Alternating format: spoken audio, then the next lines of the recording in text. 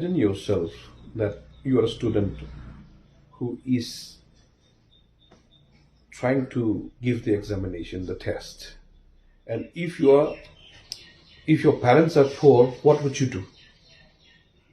If you have to go to the far-flung area like Andaman Nicobar Island, like Goa, like Karnataka, Kashmir, last year also we have seen lots of students face this similar problem. During that particular situation, only our government has said they have resolved the situation, they have taken up the issue with the central government, but see, again it has repeated. Last year also they have spoken about it, they have said that no more CUET. But it is necessary for the students to face this CUET exam whenever they want to go for a further studies, and they have to give the CUET examination testing report. Unless until they does that, they can't get the admission outside the state. And what about if I'm poor? How do I get the fare to go to that area, the cities where I have not seen also, when I have not been, even my parents have not been?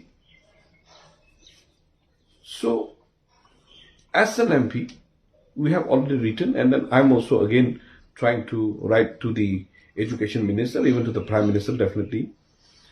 I thought since the Chief Minister himself has already told that this is resolved, now again he has brought out. So they should not, just for the sake of, just for the momentum, they should not, tell the people, tell the tales about what has happened and what is happening. Now we could see what really has happened and then what is happening right now. So they should not keep on lying to the people like this. If they want to resolve, make sure that they follow up the matter. They should not just write one letter and then keep quiet. Look at the ILP. Nobody's talking about it, that's why they're quiet.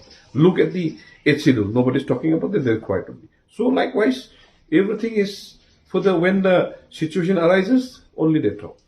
When the situation is not there, they talk something else. That's why now this is the real issue for the students, and the students from the poor family. So definitely this time, not only the government, even myself also pursuing the matter.